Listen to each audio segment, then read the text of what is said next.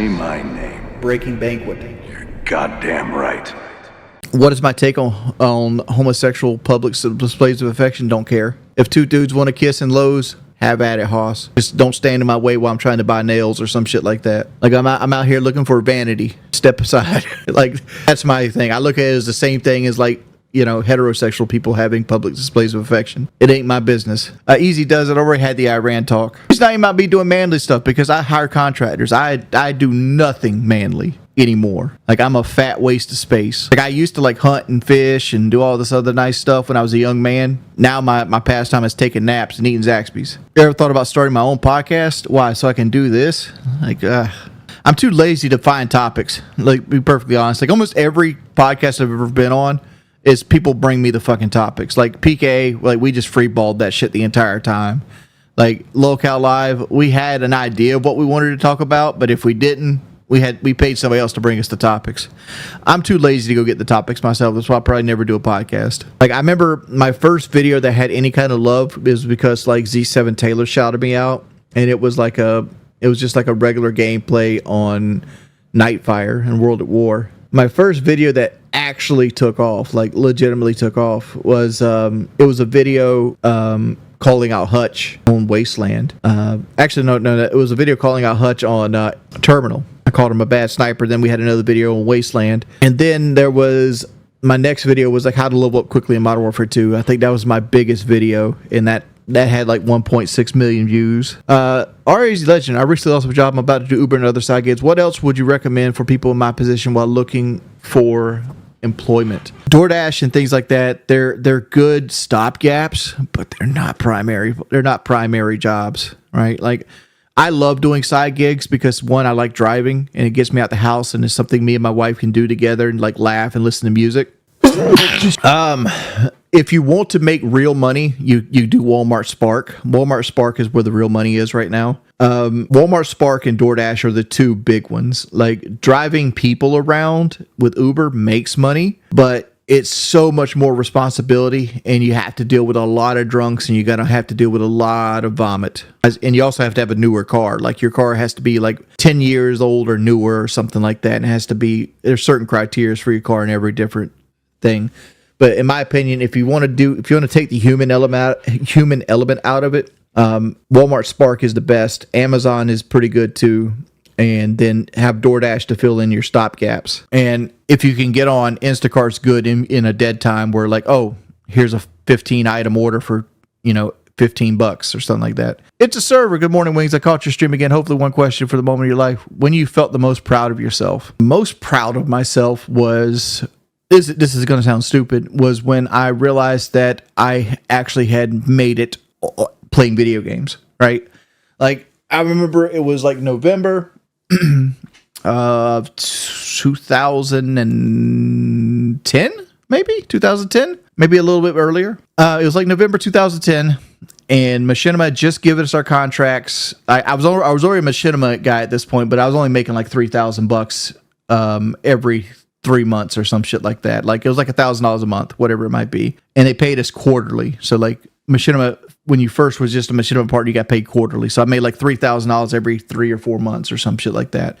And then they gave us the ability to monetize our channels. And they gave us these stupid contracts because Machinima was getting injected with Google money. And they gave us like, they would pay us $2 for every 1,000 views, regardless of what they were. And I took it. And at the time, my YouTube channel was making 8 million views a month. Right? So you do the math. That's $16,000 a month, right? For 8 million views. So like the very first paycheck I got was like $50,000 because they stacked up 3 deep. They stacked us up 3 months and they paid it because they were still paying us quarterly. And that November I got paid like $52,000 or some shit like that. I don't remember the exact number, but it all hit my bank account at one time. And it's like, I went from like an hour before, like pinching pennies and like doing the standard life of living I did my whole life. And all of a sudden, bam, 50 grand in my bank account. I was like, I'm 23, 24 at this point, right? I was like, damn. That was the most proud I've ever been of myself, where I set out on something that everybody told me I was a fucking idiot for doing, because like I got laid off from Met Glass and everybody wanted me to go like to Wolverine Brass or like Combraco or like another factory around here. And I hated fucking factory work. Was not for me. I want to play video games. So I started down the route of playing video games, and I took a hobby and I made it into a career, which I don't make that money anymore, right? But like, that's the moment I was most proud of myself in my life. No, I didn't get fired from Met Glass. I got laid off because of the 2008 housing crash. First thing I did is I walked into like the mattress store, and I remember having $5,000 in my pocket. Because like at that point you wanted to pull some money out the bank just so you could see it, so make sure it was fucking real. I had $5,000 in my pocket. I whipped out bam. I whipped out $1,400 for a new bed delivered, installed in my house. John Pond, I said I was making at that time $2,000 a week. That was an up period. I don't know what I'm making right now, but like I do make a pretty good amount. Like I've said, like I've invested a large portion of my money, and I've invested it in safe areas. I'm not trying to get rich quick. Like I'm not over at Keemstar. I remember Keemstar made like fucking $3.6 million in one day on like some of his investments. And I'm like, that's not, congratulations, pimp. And my advice to him was to take at least $1 million of it out and put it into somewhere safe. He's like, no, I'm holding deep. So like, hopefully it works out for him. I couldn't do that. Like if I took that risk and it paid off, I'm whipping shit out. And the reason this is not me breaking any NDAs. Keemstar said this live on Locale. Yeah, like my wife showed me a Corvette the other day that was for sale around here with 1,200 miles, and it was like $74,000. And I'm like, I'm like, we can afford that, but like, why? If I'm going to spend $74,000, I'm going to buy a piece of land and a couple single wide trailers and get some fucking passive income before I'm going to fucking spend $74,000 on a fucking car that I don't even know if it survived my driveway. Nah, it was the 6.2. It wasn't the Gemini. It was the 490 horsepower 6.2. Pinky, I know. I am a landlord. Like, I have passive income outside of YouTube as well. Like, landlord is all about... Landlord's only beneficial if you have a good tenant. Like, if you have a bad tenant, landlord actually costs you money. I could tell you a bunch of landlord stories. But I was saying, like, if I would do it on... I'd buy land and put, like, some single wide trailers on it. I had a tenant that... came in, he paid his security deposit. Granted, my biggest mistake as a landlord back in the day was charging too little, right? I wanted people to be able to afford the rent, so I never have to actually fuck with the rent, because I owned everything free and clear. So I charged $600 deposit and $600 a month, right? So you need security deposit $600, and you need $600 a month. You can move in. We do a month-to-month tenancy, and if you wanted to move out, I needed 30 days notice, right? That was my rules and restrictions.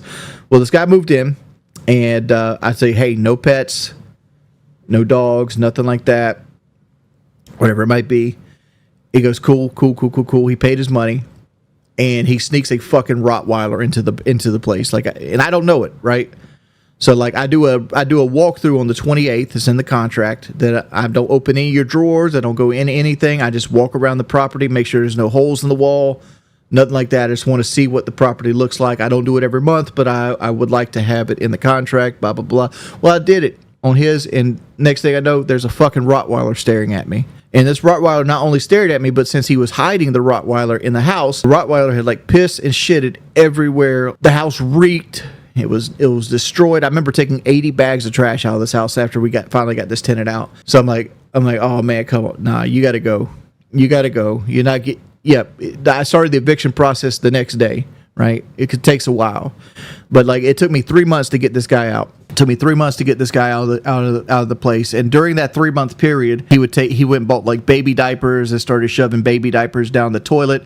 And it's a single wide trailer, like, so you don't have like metal pipes or like stuff like that. You have these things called PVC pipes or like plastic pipes.